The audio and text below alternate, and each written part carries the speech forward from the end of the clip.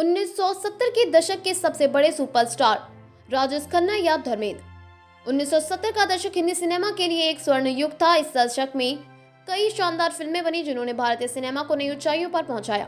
इस समय बॉलीवुड में दो बड़े सुपरस्टार थे, राजेश खन्ना और धर्मेंद्र। दोनों का योगदान हिंदी सिनेमा में बेहद महत्वपूर्ण रहा।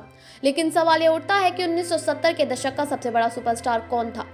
इस सवाल का जवाब देने के लिए हमें कई पहलुओं पर विचार करना होगा, जैसे बॉक्स ऑफिस पर सफलता, स्टारडम, फैन फॉलोइंग, अभिनय की गहराई, अवार्ड्स और सिनेमा पर प्रभाव।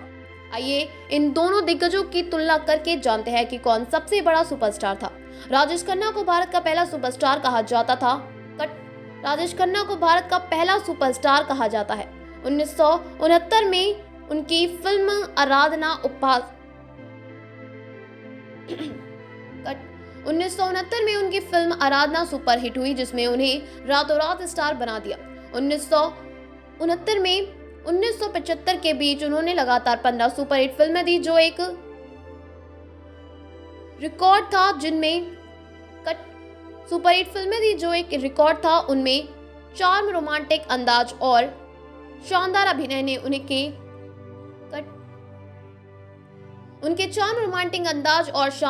ने उन्हें दर्शकों का सबसे बड़ा चहेता बना दिया था।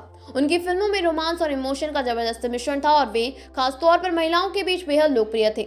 उनकी फैन फॉलोइंग इतनी जबरदस्त थी कि लड़कियां उनके पोस्टर्स को चूमती थी, उनके नाम से शादी करने के लिए मांग में सिंदूर भर लेती थी और उन्हें खून से खत लिखा करती थी। धर्मेंद्र जिन्हें ही मैन ऑफ बॉलीवुड कहा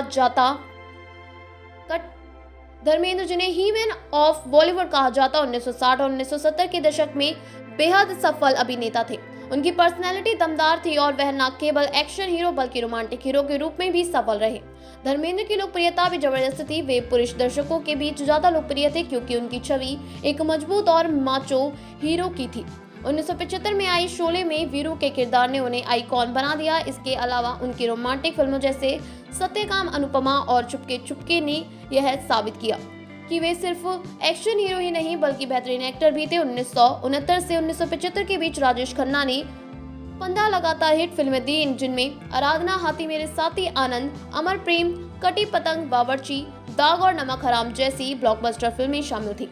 हालांकि 1975 के बाद राजेश खन्ना का करियर धीरे धीरे गिरने लगा क्योंकि अमिताभ बच्चन की एंग्री यंग मैन की छवि ज्यादा लोकप्रिय हो गई।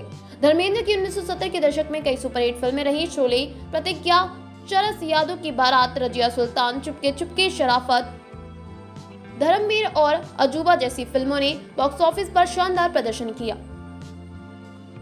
धर्मेंद्र 1970 के दशक में लगातार कामयाब रहे और उनका करियर 1980 और 1990 के दशक तक मजबूत बना रहा।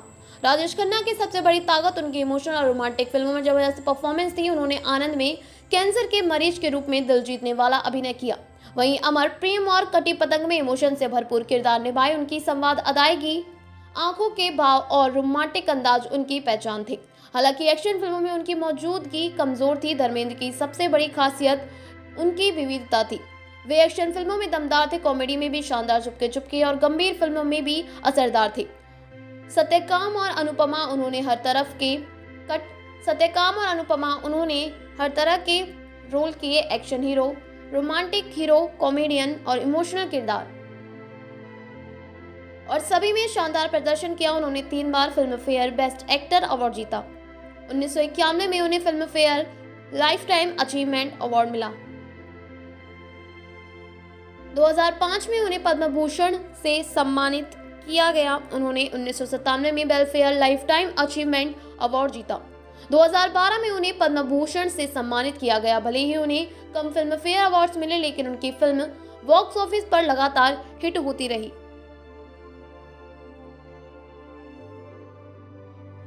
राजेश खन्ना ने रोमांटिक फिल्मों को नई ऊंचाइयों पर पहुंचाया। धर्मेंद्र ने एक्शन फिल्मों को नई पहचान दी और एंग्री यंग मैन की छवि तैयार करने में भूमिका निभाई। 1975 के बाद अमिताभ बच्चन का दौर शुरू हुआ, लेकिन धर्मेंद्र इस दौरान भी हिट फिल्में देते रहे। दूसरी ओर राजेश खन्ना का स्टारडम गिरने लगा।